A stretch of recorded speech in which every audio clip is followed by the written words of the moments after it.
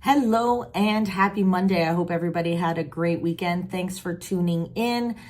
Again, the drama saga in Canada, not having leadership, being threatened that we're going to become the 51st state of the United States, which, by the way, will never happen. With Greenland being taken over, with the U.S. waiting for an inauguration, with incoming president tweeting all kinds of crazy stuff. I am trying to focus on really important things like this chart here on the 5-year Canada bond that, as you can see, is increasing. This is the kind of stuff that worries me.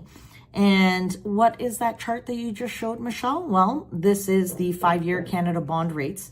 And I'm just going to read it to you so that I'm not, So since January 1st, the 5-year Canada the 5-year Canada bond has increased from 2.95% on January 2nd to a current reading of 3.187 as of 7:30 this morning.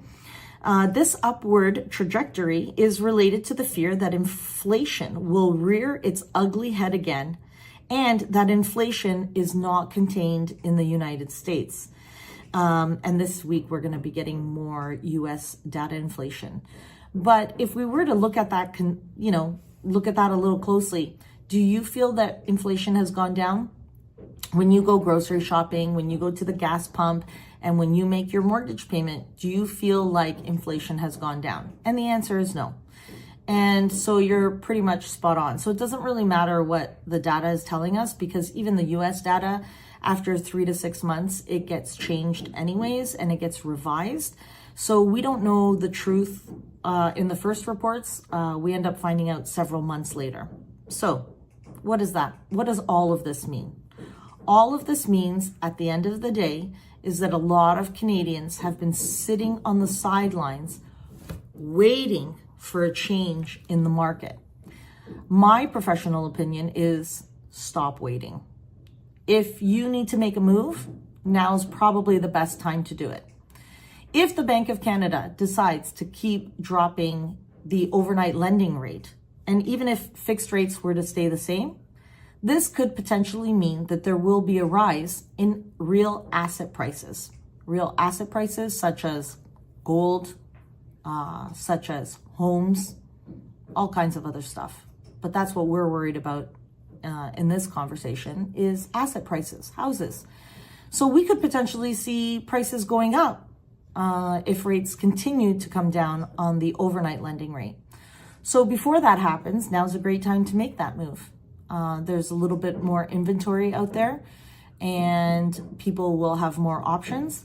And the idea of fixed rates coming down is probably just a pipe dream at this moment. Even if you're not looking to sell or looking to buy, there's a lot of people who have a lot of debt, and we're hoping and praying that rates would come down. Well, if you have a lot of debt and you're starting to notice that that's unsustainable, or that you're reaching your max, or now that the holidays are done and those statements are starting to come in, you're starting to feel a little bit of stress, a little bit of panic, a little bit of, oh my goodness, what am I going to do? This is a great time to pick up the phone and start consolidating everything.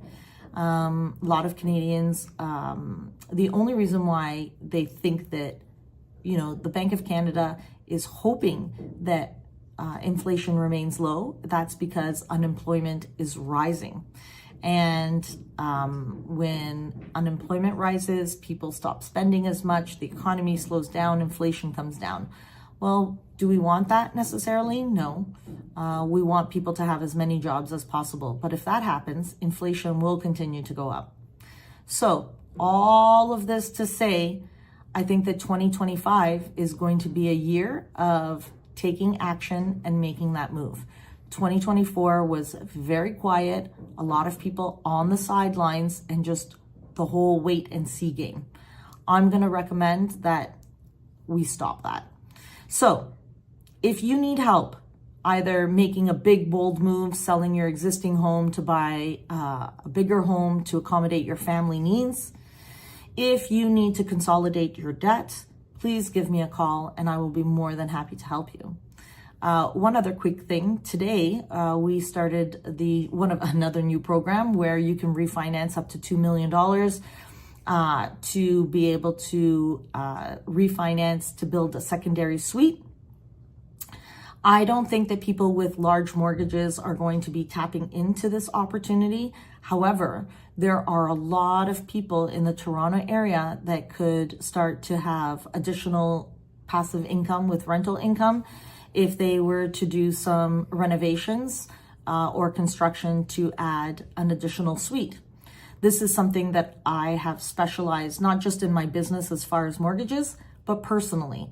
I have done renovations, I have done small renovations, I have taken bungalows and turned them into 2-story houses. So, construction and renovations and rental investment properties, being a landlord, is something that I also have personal experience in for about 17, 18 years now.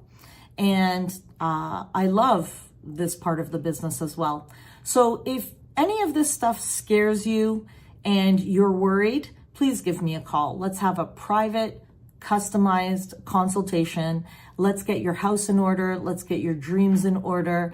And let's get you ready and set up successfully for the upcoming turbulence that North America is going to be feeling over the upcoming years.